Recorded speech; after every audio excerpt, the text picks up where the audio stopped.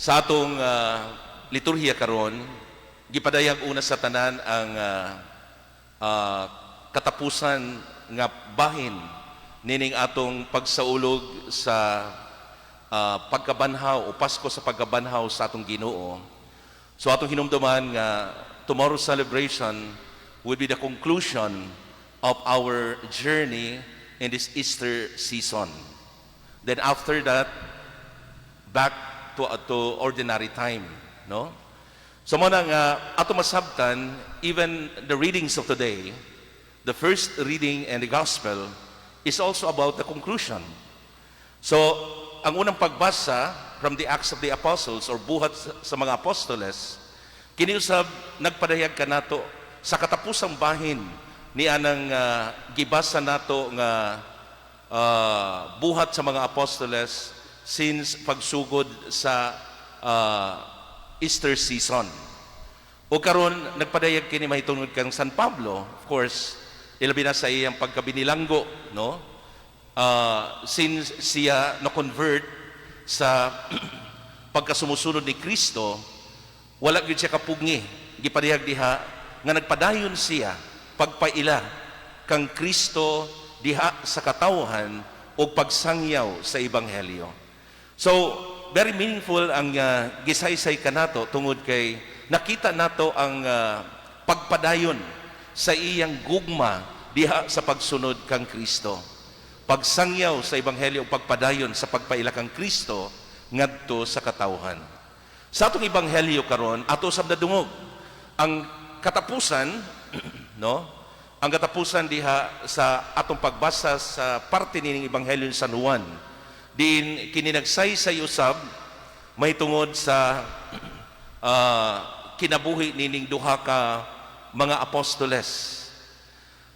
Ang bota ko'y pasabot nining si Kristo nagpahinumdum kanila sa ilang mga papel sa kinabuhi. Siguro nahinumdum ta ni Pedro kagahapon gitagaan siya og misyon. Una, gipangutana siya no? Kung gihigugma mo ba ako, katulos siya gipangutana. Ug ang ikatulo, nag-ingon nga, ang tubag ni Pedro, nasahid ka sa tanan, nasahid ka nga, gihigugma ko ikaw. As a way of his confession, as a way of embracing his renewal of love to Jesus. Tungod kay gidinay niya si Jesus sa makatulo. So mao ni confession ni Pedro, o tungod ni ana gitagaan siyang mission, feed my lambs. Atimana ang akong mga karnero. So mao kanay role nga gihatag kaniya. Og hangtod karon kana buhi nga maong papel ni Pedro ilabi na diha sa tibuok simbahan. Ang usa ka tao nga gi-mention sa atong ebanghelyo karon walay lain ang disipulo nga gimahal ni Jesus. Ug kana by name gitawagan na nga si San Juan.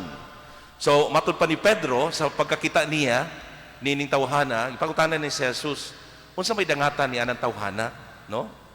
So siya naglantaw nga una sa tanan, ako siguro ang dunay importanteng papel dinhi.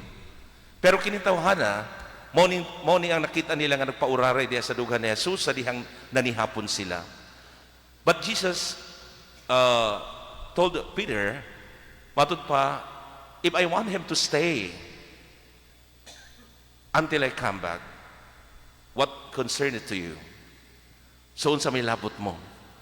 So gipasabot ni Jesus nga bisan kining tawhana duna siya papel diha sa kinabuhi. Ug gani kung atong sabton mga igsuon, siya ang nagsulat niining maong gibasa nga ebanghelyo. The whole part of this Gospel of John, no? Iya ni ang pagpadayag, ang pagpakita o pagpaila kang Kristo nga mao kini ang kinabuhi ni Kristo.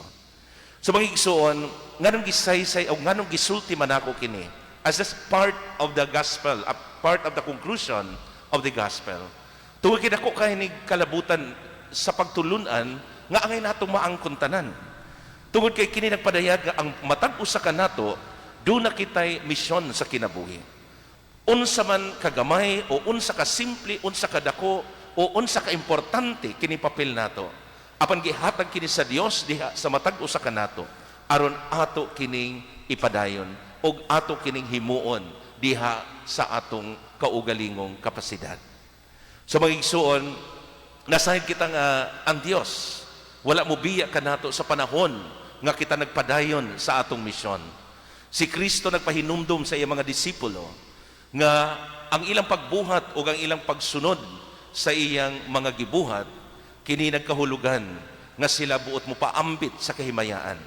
Apan bag-o kining kahimayaan nga ilang maabot, adunay mga kasakit o ganahan mga kalisdanan nga ilang pag-atubangon. And this is very true even in our experience every day.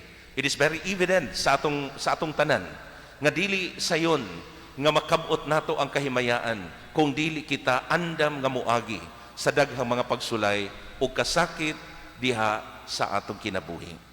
So mga igsuon, again, ang tulo ka tao nga gi-mention dinhi sa atong ebanghelyo karon, obviously si Jesus, si Pedro ug si Juan, ang pinangga nga ang gimahal nga disipulo ni Jesus.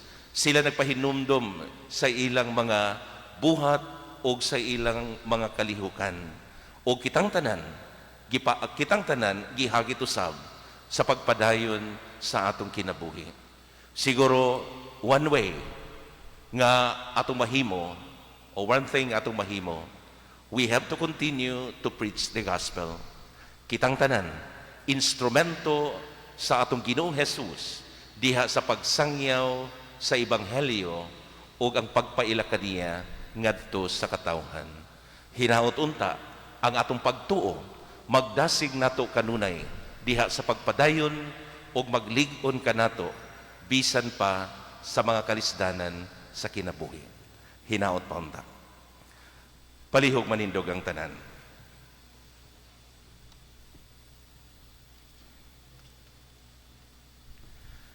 Magampo kita sa Dios Amahan nga nagpahiluna sa atong tagsa-tagsa kakinabuhi sumala sa iyang kabubuton sa matag pangamuyo